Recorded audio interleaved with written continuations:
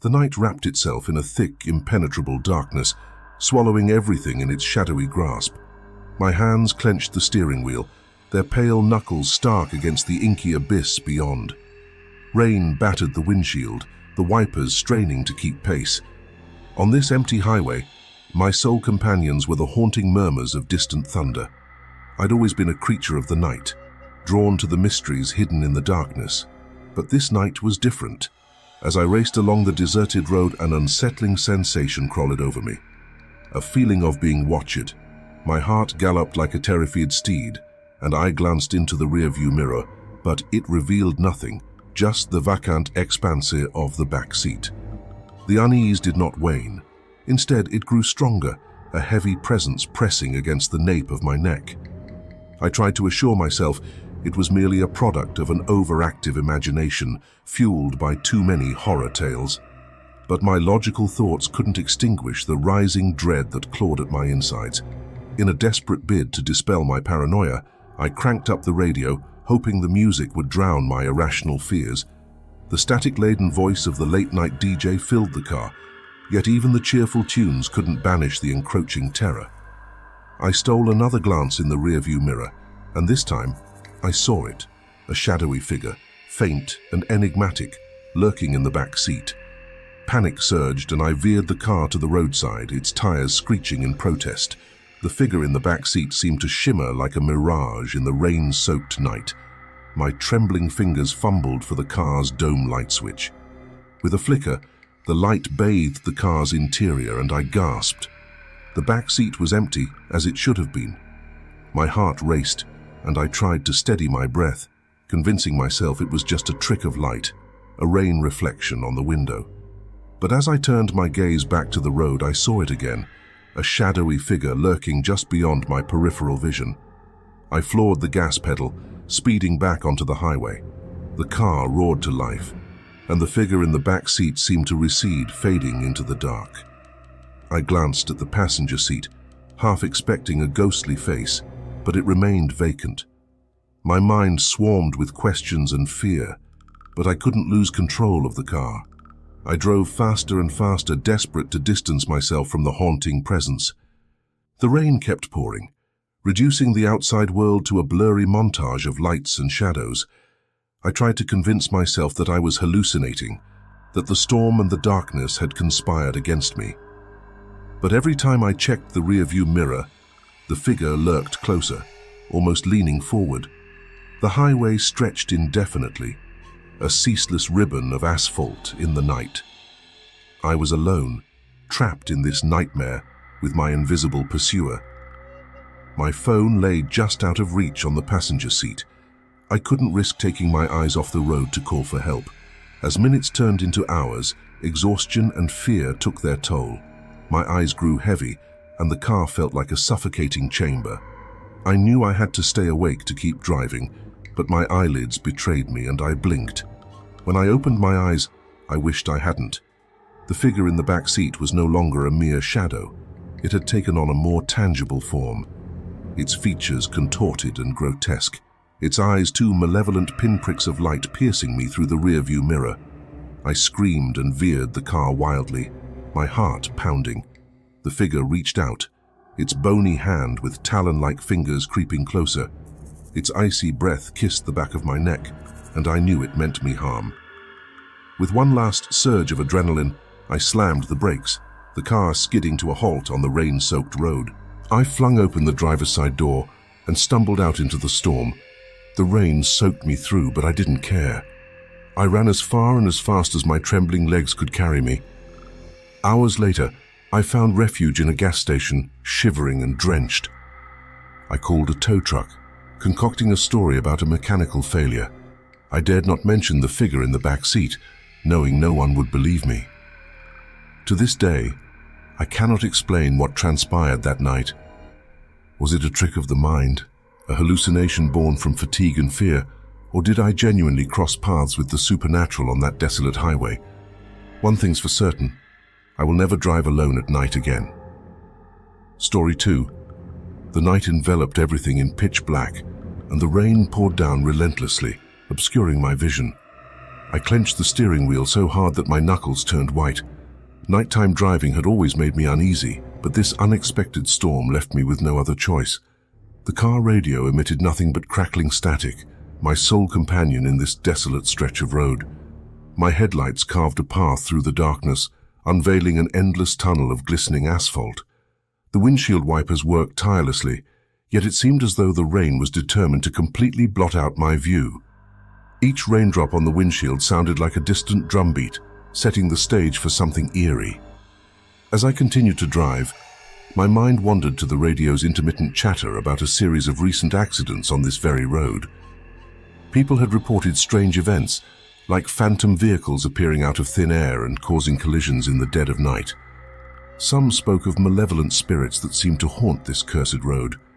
I had scoffed at such stories before, but now, with only the rain for company, doubt began to creep in.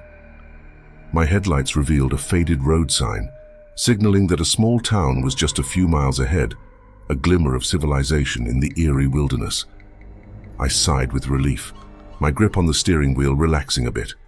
I hoped that reaching that town would make me feel safer, but my relief was short-lived. Out of the darkness, a shadowy figure suddenly materialized in front of my car. I slammed on the brakes, my heart racing, but it was too late. I felt a sickening thud as the car lurched forward, as though it had hit something substantial. My heart pounded in my chest as I peered through the rain-soaked windshield, expecting to see a mangled animal, or worse, a person.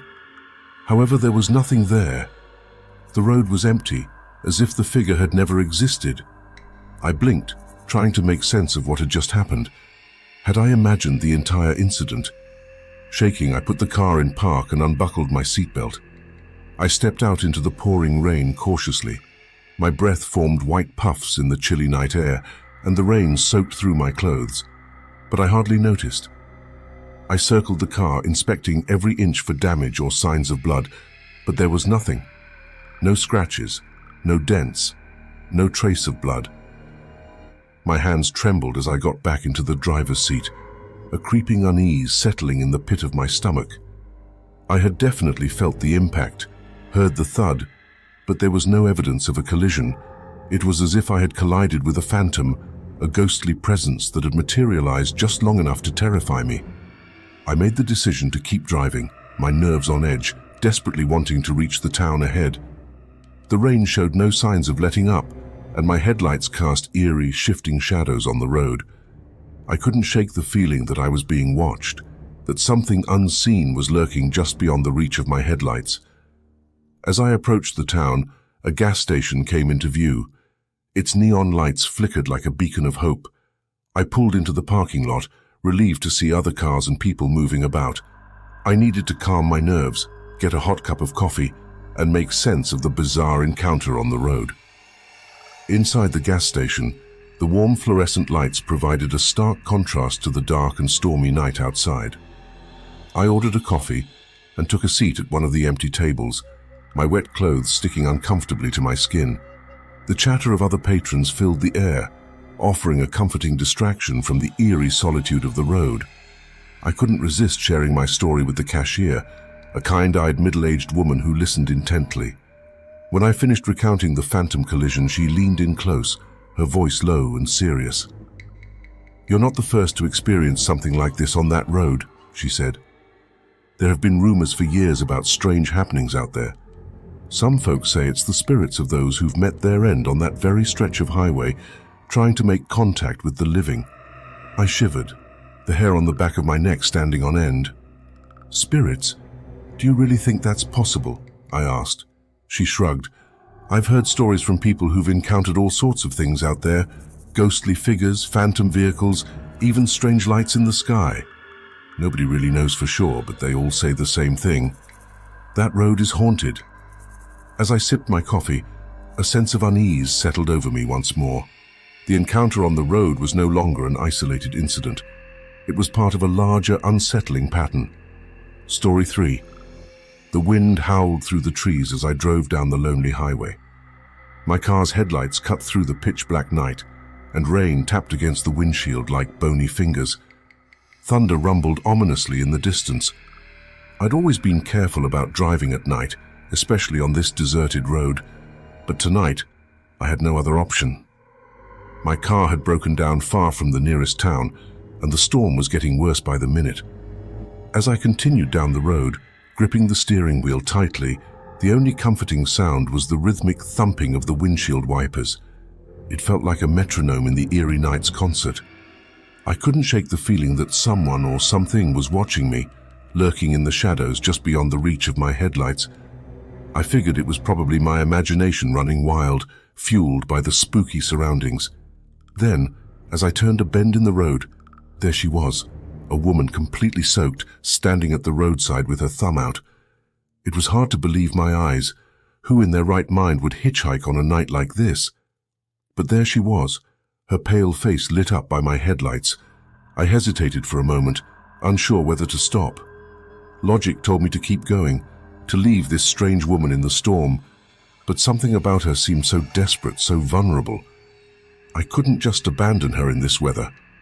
I pulled over, and as I opened the car door, the rain immediately drenched me. She climbed into the back seat, her wet clothes leaving dark marks on the leather upholstery. She was shivering, her teeth chattering audibly as she mumbled her thanks. "Are you okay?" I asked, truly concerned.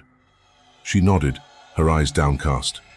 "I'm sorry to bother you, but my car broke down a few miles back and my phone has no signal. I didn't know what else to do." I felt sorry for her. "Don't worry, I'm headed to the nearest town. I'll drop you off there and you can figure things out." As I continued driving, I couldn't help but sneak glances at her in the rearview mirror. Her appearance was unsettling. Long soaked hair clinging to her face, dirty and wet clothes. But what sent shivers down my spine were her eyes, empty, like two endless pits absorbing all light. We drove in silence, the rain and occasional thunder being the only sounds. The road ahead seemed endless, and something just didn't feel right. I kept my focus on the road, trying to shake off the unease. Suddenly she spoke, her voice soft and trembling. "Thank you for picking me up. I've been waiting out there for hours and I was starting to lose hope." I nodded, trying to be reassuring. "It's the least I could do. We all need help sometimes, especially on a night like this." When I glanced at her through the mirror again, she had a faint smile on her lips, but those empty eyes were locked onto something in the distance. I shivered, a strange feeling gnawing at my stomach. Finally, we approached the town's outskirts, and I pulled over near a dimly lit gas station. "Here we are," I said, turning to look at her, but she had vanished. The back seat was empty, and the only proof of her presence was the wet marks on the leather. My heart raced as I looked around, but there was no sign of her. Confused and scared, I got out of the car, calling into the rain, "Hello? Where did you go?" No answer, just the rain and the wind. I got back into the driver's seat, my mind racing with questions. Had she somehow disappeared without me noticing, or was she a ghost, a nighttime spectre appearing to those unlucky enough to pass by? My thoughts were interrupted by the radio suddenly coming to life. Static filled the car, and then a voice, faint and distant, whispered, "Thank you for your kindness." I turned off the radio, my heart pounding. It was her voice, but it felt like it was coming from all around me. I left the gas station, the town's lights disappearing in my rearview mirror. The storm kept raging, and I continued my journey, haunted by the mysterious hitchhiker who had appeared and vanished into the night.